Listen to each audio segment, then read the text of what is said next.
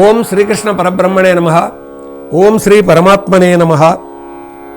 శ్రీకృష్ణ పరమాత్మ అర్జునుని కర్తవ్య బోధ వైపుగా మనస్సు మలిపి తన కర్తవ్యాన్ని తాను నిర్వర్తించేట్టుగా చేసే ప్రయత్నంలో భాగంగా నిష్కామ కర్మ గురించి చెప్పాడు.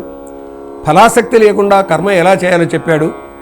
ఆత్మ చావదు, ఎప్పటికీ ఉంటుంది అనే అనేక వివరణలు ఇచ్చాడు. ఆ తర్వాత పని చేసే సందర్భంగా ఆ పని యొక్క ఫలితాన్ని లేదా ఆ పనిని కూడా నాకే అర్పణ చెయ్యి అన్నాడు. అంటే జీవాత్మ తాను చేసేటటువంటి పనులను పరమాత్మకు అర్పణ చేసేయాలి అని. అర్పణ చేయడమే కాదు, ఏమంటున్నా అంటే నేను చేస్తున్నా అనుకోకుండా చెయ్యి. నేను చేస్తున్నా అంటే అది అహంకారం అవుతుంది. నేనే చేస్తున్నా అనేటటువంటి అహంకారం ఎప్పుడైతే మనిషికి ఉంటుందో నాకే ఫలితం రావాలి అనే అహంకారం ఉంటుంది. ఈ ప్రపంచంలో అహంకారం కారణంగా, అంటే చిన్న ఈగో కారణంగా ఎన్నో అభిప్రాయ భేదాలు వస్తుంటాయండి. కాబట్టి నాకు మించిన వాడు లేడు అనే అహంకారం వస్తుంది నేను చేస్తున్నా అని అనుకుంటే.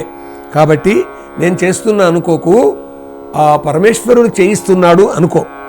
నా ధర్మాన్ని నేను నిర్వర్తిస్తున్నా అనుకో. ఈ సృష్టిలో ఎవరి ధర్మ కార్యాన్ని వాళ్ళు నిర్వర్తించాల్సిందే అంటూ కృష్ణ పరమాత్మ ఏమంటున్నాడంటే, మై సర్వాణి కర్మాణి సన్యస్యాధ్యాత్మచేతసా నిరాశీర్నిర్మమో భూత్వా యుద్ధస్వ విగత జ్వరః. ఇక్కడ గట్టిగా చెప్పాడండి, యుద్ధం చెయ్యి ఇకలే అన్నాడు. ఇంత గట్టిగా సాంఖ్యయోగంలో ఒక మాట అంటారు కృష్ణ పరమాత్మ. అదేవిధంగా ఇంక నీవి ధర్మ యుద్ధము చెయ్యకుంటే మిన్నకుంటే కీర్తి పోవును పాపమబ్బును అని అంటాడండి. అతచేత్వమిమం ధర్మ్యం సంగ్రామన్న కరిష్యసి తతస్వధర్మం కీర్తించ హిత్వా పాపం అవాప్ససి అని.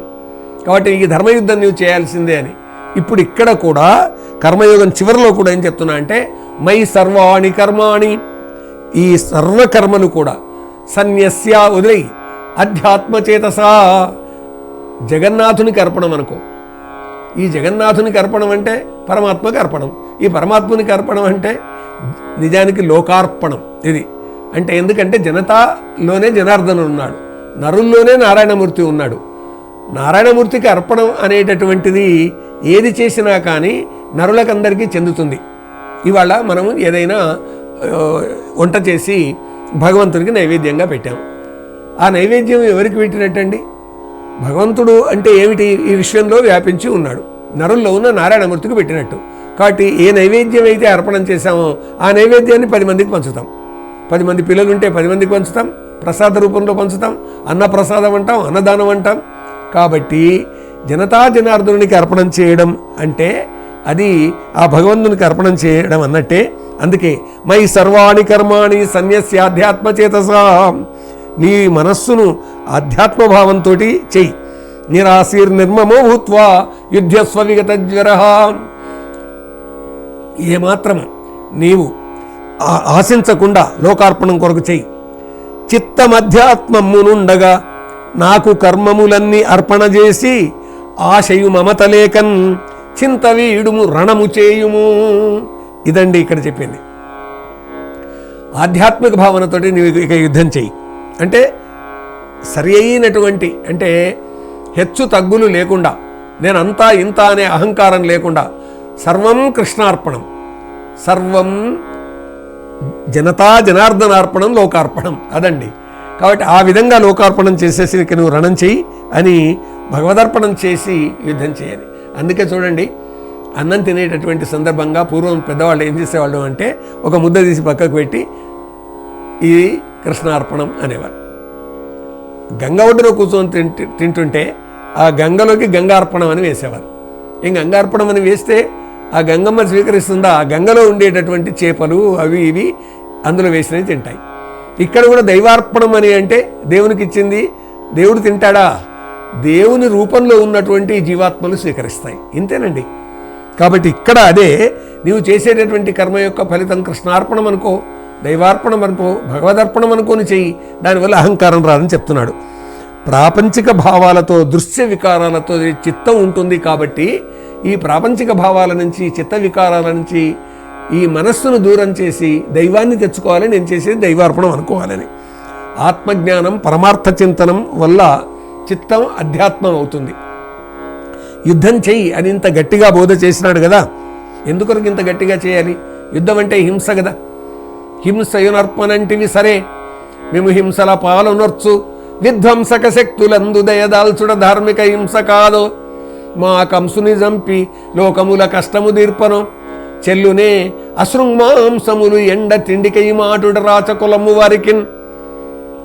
ఒకసారి ఈయన విషాదయోగం నుంచి కొద్ది బయటపడుతూ చెప్తూ ఇది హింస అన్నాడు. అప్పుడు చెప్పినటువంటి మాట ఇది. కాబట్టి మళ్ళీ ఇక్కడ యుద్ధం చేయంటే హింస కాదండి ఇక్కడ. ఎందుకంటే అర్జునుని ధర్మం ఏంటి? క్షత్రియ ధర్మం. క్షత్రియ ధర్మం ఏంటిది? కాపాడడం. కాబట్టి యుద్ధం చేయడం క్షత్రియ ధర్మం ఇక్కడ. అది కూడా ఊరికే యుద్ధం కాదండి. ఇక్కడ అనేక రకాల కష్టాలు పెట్టినటువంటి వారు, అధర్మంగా అన్యాయంగా వ్యవహరించినటువంటి వారి మీద యుద్ధం చేయడం, దైవార్పణ చిత్తంతో ఆనందంగా పనిచేయాలి. యుద్ధం కూడా దైవార్పణం అనుకుంటేనే చెయ్యాలి అని చెప్తాడు. ఏమే మతమిదం, నా మతం ఇది, నా అభిప్రాయం ఇది అని కృష్ణ పరమాత్మ చెప్తున్నాడు. ఏమే మతమిదం నిత్యం అనుతిష్టంతి మానవాహ, నా అభిప్రాయాన్ని ప్రతిరోజు ఏ మనుషులైతే అనుసరిస్తారో శ్రద్ధావంతో అనసూయంతో ముచ్యంతే తేపి కర్మభిః. శ్రద్ధతో అనసూయులై జనులెవరు ఎప్పుడు మమ మతమ్మును అనుసరింతురో వారు కర్మల బంధముక్తులు అవుదురయ్యా. శ్రద్ధతోటి నా ఈ అభిప్రాయాన్ని, నా మతాన్ని ఎవరైతే అనుసరిస్తారో వారికి బంధాలు అనేటటువంటివి ఉండవు. బంధాలు లేకపోతే ఏమవుతాయి అంటే మనిషి ముక్తుడవుతాడు. కనుకనే రమణ మహర్షి దగ్గరికి ఒకరు వెళ్ళేసి ముక్తి అంటే ఏంటి స్వామి అని అడిగారంటండి. అంటే అప్పుడు రమణ మహర్షి అన్నట్ట, బంధాలు విడిపడమే ముక్తి అప్ప అని.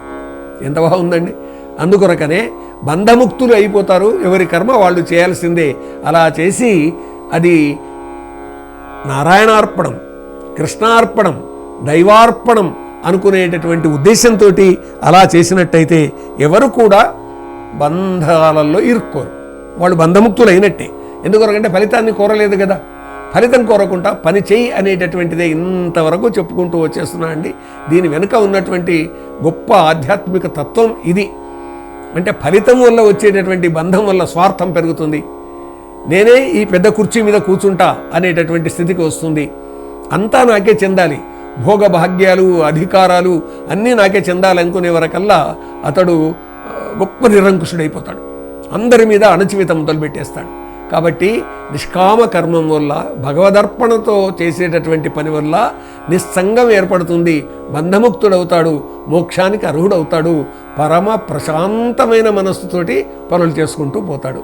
ఇదండి, అందుకొరకే ఇంత తత్వాన్ని బోధిస్తున్నాడు కృష్ణ పరమాత్మ. ఆ తత్వం తెలుసుకుందాం, జీవితంలో ఆచరించే ప్రయత్నం చేద్దాం. యత్ర యోగేశ్వర కృష్ణో యత్ర పార్థో ధనుర్ధరః తత్ర శ్రీ విజయో భూతి ధ్రువా నీతిర్మతిర్మమ. స్వతంత్ర భక్తి యూట్యూబ్ ఛానల్ ని సపోర్ట్ చేయండి. మీకు ఈ వీడియో నచ్చితే లైక్ చేయండి, మీ స్నేహితులకు శ్రేయోభిలాషులకు షేర్ చేయండి, మీ అభిప్రాయాలను కామెంట్ చేయండి. సబ్స్క్రైబ్ చేయడం మాత్రం మర్చిపోకండి. మరిన్ని వీడియోల కోసం బెల్ సింబల్ ని ప్రెస్ చేయండి. స్వతంత్ర భక్తి ఛానల్ ప్రేక్షకులకు ధన్యవాదాలు. స్వతంత్ర భక్తి YouTube channel, please like, share and subscribe.